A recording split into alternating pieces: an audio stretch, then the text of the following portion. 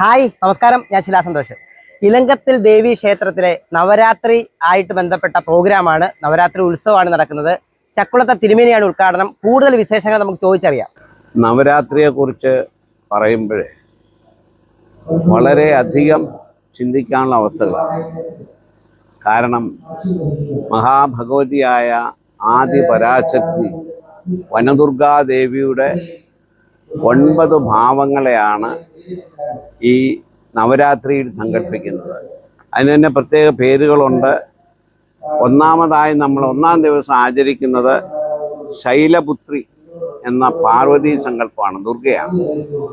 രണ്ടാമത് ബ്രഹ്മചാരിണി എന്ന സങ്കല്പത്തിൽ, മൂന്നാമത് ചന്ദ്രഘണ്ഠ, നാലാമത് കുഷ്മാണ്ഡ, അഞ്ചാമത് സ്കന്ദമാത, ആറാമത് കാർത്യായനി, ഏഴാമത് കാളരാത്രി, അതായത് കാളി തന്നെയാണ്, എട്ടാമത് മഹാഗൗരി, 9 സിദ്ധിദാത്രി എന്നാണ് പറയുന്നത്. ഈ 9 ഭാവങ്ങളും മഹാദുർഗയായ ദേവിയുടെ അവതാരങ്ങളാണ്. അതുപോലെ തന്നെ മറ്റൊരു പ്രധാന കാര്യങ്ങളാണ് സരസ്വതി, ലക്ഷ്മി, കാളി എന്ന് പറയുന്നത്. ഈ 3 അവതാരങ്ങളും മഹാദുർഗ തന്നെയാണ്. നമസ്കാരം, പേര്? എന്റെ പേര് സദാശിവൻ. നമ്മുടെ അമ്പലത്തിന്റെ പേര്? അമ്പലത്തിന്റെ പേര് ഇലങ്കത്തിൽ ശ്രീ ഭദ്രകാളി നവഗ്രഹ ക്ഷേത്രം. ഗംഭീര പരിപാടിയാണ് ഇവിടെ നടക്കുന്നത്. എന്തൊക്കെ പരിപാടിയാണ്? അതെ ഇന്നു മുതൽ, അതായത് നവരാത്രിയോടനുബന്ധിച്ച് നമ്മൾ 22-ാം തീയതി മുതലുള്ള പരിപാടി തുടങ്ങിയിട്ടുണ്ട്. ഒക്ടോബർ 2 വരെയാണ് നമ്മുടെ പരിപാടി നടക്കുന്നത്.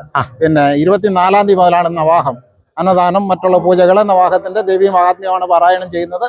അതിന്റെ പിന്നെ എല്ലാവരും, അതായത് അന്നദാനം ഉൾപ്പെടെയുള്ള കാര്യങ്ങൾ ഇവിടെ നടക്കുന്നുണ്ട്.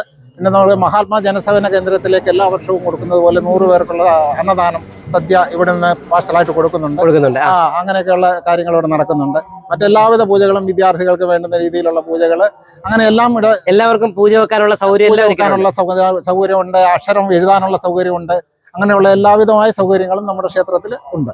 നമസ്കാരം, പേര്? ശരിക്കും നമ്മുടെ ഇലങ്കത്തിൽ അമ്പലത്തിൽ എന്തൊക്കെ പരിപാടിയാ? ഈ നവയജ്ഞമാണ് ഇപ്പൊ നടന്നുകൊണ്ടിരിക്കുന്നത്. 10-ാം വർഷം കടക്കുകയാണ്. 10 വർഷമായി.